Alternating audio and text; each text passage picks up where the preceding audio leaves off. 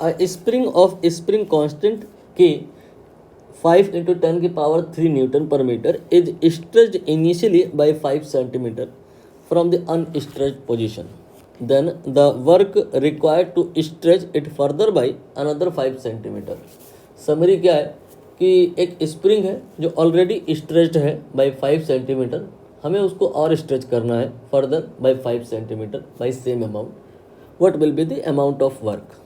तो यहाँ पर हम क्या ये W जो फार्मूला होता है ½ ये लगा सकते हैं। स्प्रिंग को जब हम स्ट्रेच करते हैं तो वर्क जो होता है उसका फार्मूला ½ आपने सुना होगा, क्या ये लगा सकते हैं?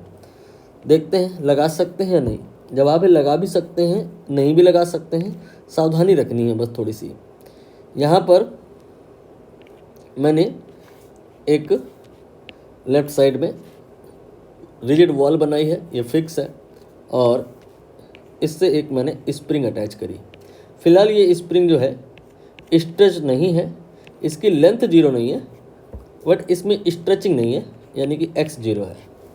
और अब हम इसको क्या करेंगे, फोर्स लगा के स्ट्रेच करेंगे, तो इसमें स्ट्रेचिंग आएगी।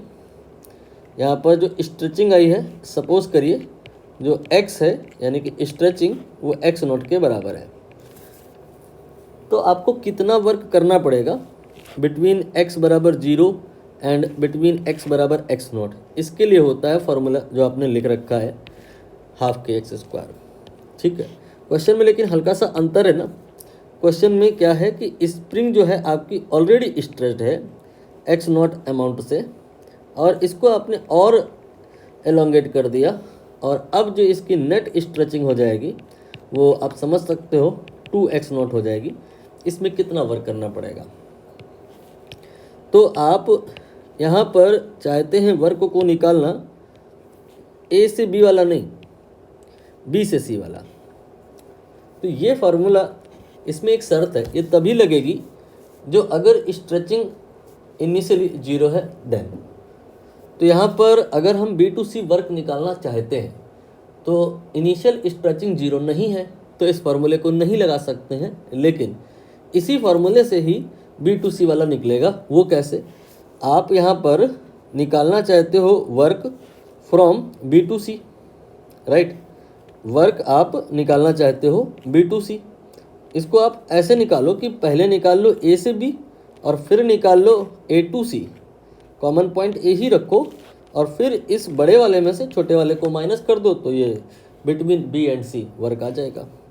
तो यहाँ पर ये जो वर्क आएगा ये तो आ जाएगा ½ और ये वाला आएगा, बस यहाँ पर x की जगह x0 नहीं रखना है, 2x0 रखना है, तो ये आ जाएगा 4 देन 1/2 kx02। नाउ आप यहाँ का वर्क निकाल लो। इसके लिए इसमें से इसको घटा दो, तो ये आ जाएगा 3/2 देन, नहीं ऐसे ना लिखो, 3 देन ½ kx02। ऐसे लिखने का इंटेंशन है, दरअसल इस मिजाज के बहुत सारे क्वेश्चन हैं, उसको आप देख करके ही निपटा लोगे। जो अगर आप समझ जाओ कि यहाँ पर गैलीलियो रेशियो 1:3.5 आपने सुना होगा, ये वैलिड है। यहाँ पर A से B के बीच में जो वर्क करना पड़ रहा है वो है ½ kx02, और जो B to C के बीच में वही वर्क नहीं करना पड़ रहा है, उसका 3 गुना। तो यहाँ पर 1 होगा, यहाँ पे 3 होगा, और अगर अगला एक सेगमेंट बनाए तो हर नेक्स्ट 5 सेंटीमीटर में जो वर्क होगा वो इक्वल नहीं होगा, 1 3 5 7 इस तरह से रेशियो बनेगा। अब हमें यहाँ पर निकालना है 3 देन ½ kx02 का वैल्यू। तो वैल्यू पुट कर लेते हैं। k की वैल्यू बताई है इन्होंने 5 × 10⁻³ और x0 ये बताया इन्होंने 5 सेंटीमीटर, तो 5 × 10⁻² हो गया, इसका स्क्वायर कर लिया मैंने। ये आ जाएगा 3/2 देन 5 देन 10⁻³ एंड देन 25 × 10⁻⁻4। ये और ये मिला के तो 10⁻⁻1 हो गया, और ये 3 × 5 ये आपका 15 और डिवाइड बाई 2 7.5 हो गया, और ये हो गया 25। तो ये आपका आया 7.5 × 2.5। इसको आप सॉल्व करिए, मल्टीप्लाई करिए, ये आपका जो फाइनल आंसर आएगा that will be 18.75. SI unit you can say Newton meter and also you can say Joule. Option B here will be correct.